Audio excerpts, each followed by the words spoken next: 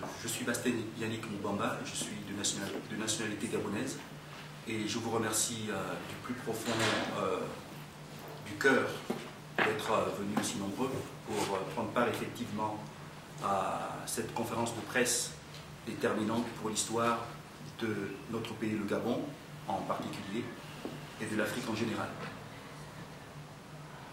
Donc aujourd'hui, nous avons, disons, un parterre de compatriotes gabonais déterminés à s'engager pour l'avenir de notre pays, qui, ces dernières années, est en train véritablement de connaître un catastrophisme inquiétant, du fait tout simplement du maintien au pouvoir par des conditions frauduleuses de M. Ali Bongo Ondimba, qui a été frauduleusement élu en 2009, après avoir présenté un acte de naissance qui ne correspondait pas effectivement au type d'acte de naissance, disons, que l'on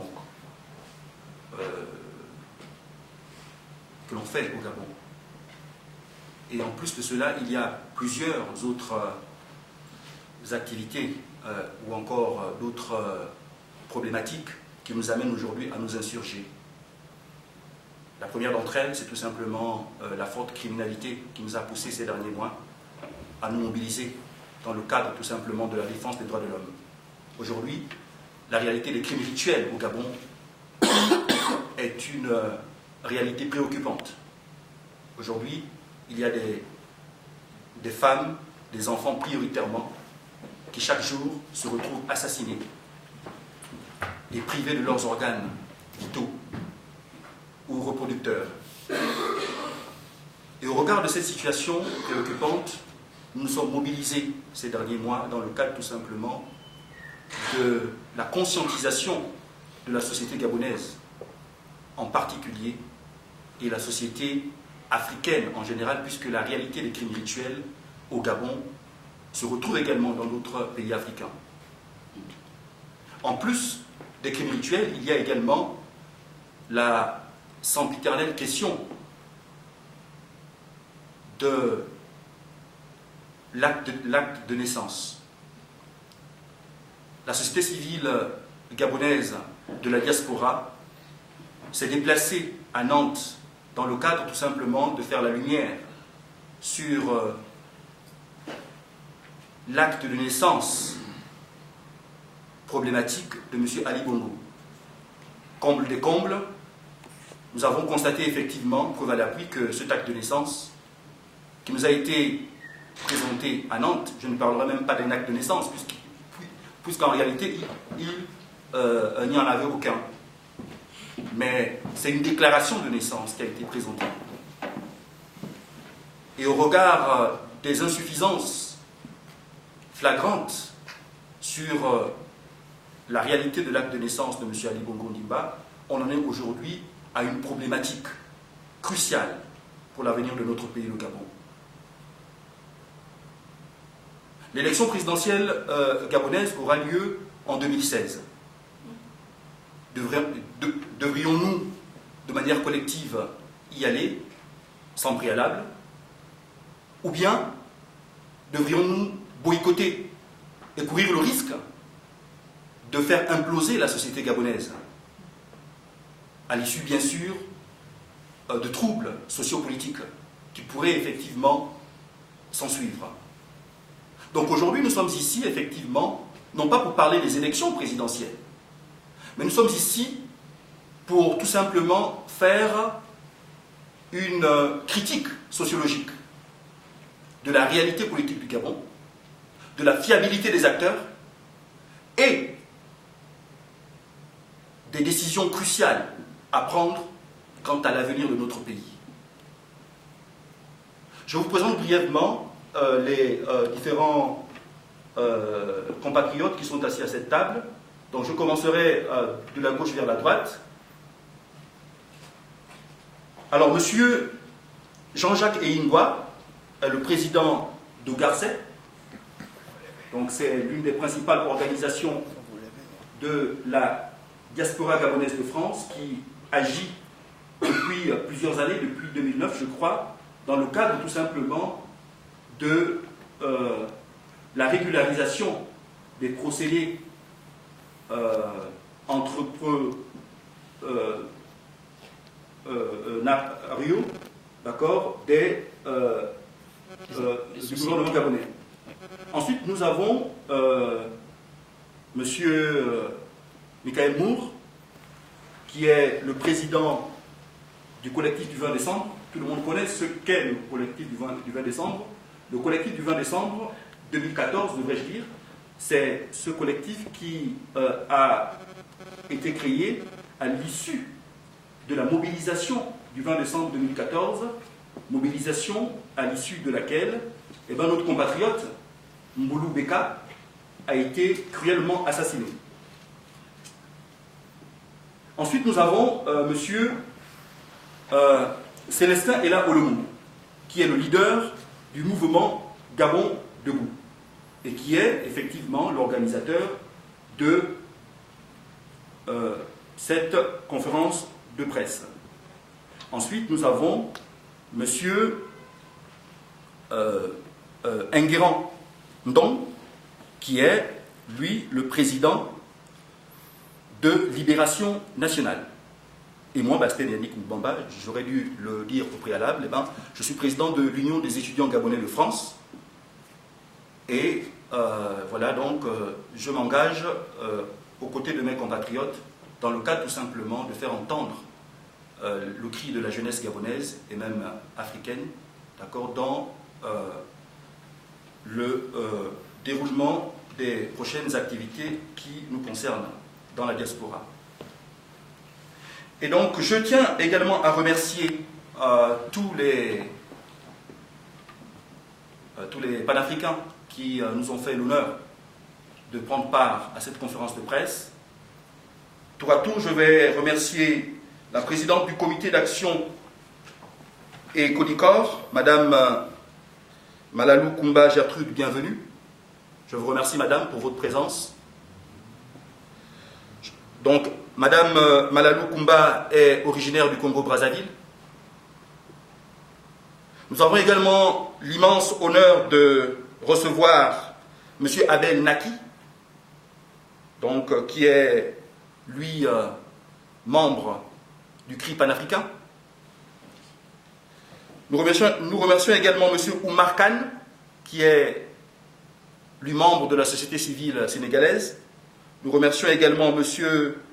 Martin Sali, qui est, lui, le président du RCK, donc originaire de la République démocratique du Congo.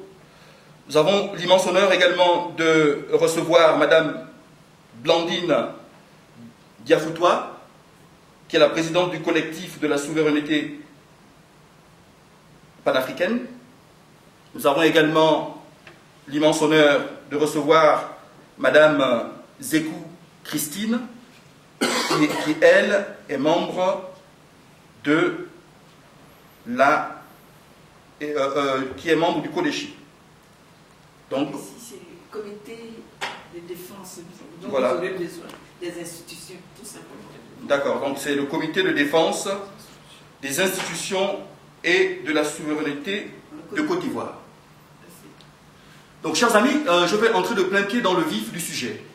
Donc, cette conférence de presse va s'articuler dans un premier temps autour de l'intervention de M. Célestin Ella Olomou, leader du mouvement Gabon Debout, qui va dresser un portrait quasi exhaustif, devrais-je dire, de la situation sociopolitique au Gabon.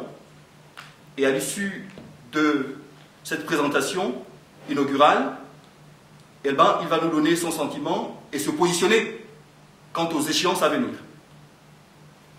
Ensuite, nous aurons l'intervention des membres des comités et organisations panafricaines qui ont été précités. Donc, sans plus tarder, je vais rapidement faire une brève présentation de qui est M. Célestin Ella Olomou. M. Célestin Ella Olomou est né le 20 février 1976 à Bitam, dans le nord du Gabon. activiste dès son plus jeune âge, il a effectivement, je me souviens d'une anecdote qu'il nous racontait tout dernièrement, lorsqu'il s'est offusqué de voir un de ses aînés, à l'époque, ramper pour aller demander pardon à M. Omar Bongo Ondimba. Et cet événement tragique pour M. Ella Olomo l'a marqué profondément. Et depuis ce jour, il s'est dit qu'une fois grand, il devrait effectivement prendre ses responsabilités et défendre la dignité de nos pères et de nos mères. Donc on comprend effectivement qu'au travers de ce traumatisme, M. Ella Olomo s'est forgé un caractère. C'est le caractère de la résistance, c'est le caractère de la conscientisation des siens dans le cadre de la défense de leur liberté. Et par la suite, il ne s'est pas arrêté là. Parce que M. Ella Olomo également s'est opposé à toute forme de déterminisme au sein de la société gabonaise. Ce déterminisme qui veuille que le faible demeure le faible et le fort demeure le fort. M. Ella Olomo a été candidat en 2005 aux élections législatives dans le district de Bikondo, donc dans le nord du Gabon.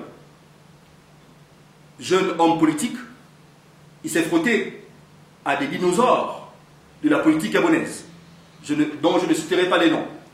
Mais déjà, c'était là les premiers signes d'un homme courageux et déterminé à renverser l'ordre des choses. Donc M. Célestin Ella Olomo n'est pas un conformiste, il est anticonformiste. Parce que pour lui, la vérité ne vient pas, disons, des hauts lieux de la bourgeoisie. Pour lui, la vérité est dans le peuple. Et c'est le peuple qui détermine, au travers de son rôle historique, l'idée du changement. Et cette idée du changement a poussé M. Célestin Ella Olomo aux accords d'Arambo.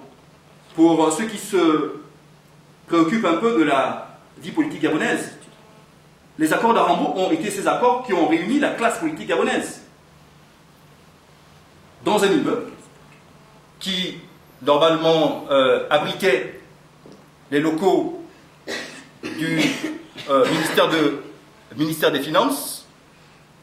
Et c'est pendant ces rencontres au sommet que M. Célestin Ella Olomo a côtoyé d'illustres personnalités politiques gabonaises. Il a côtoyé M.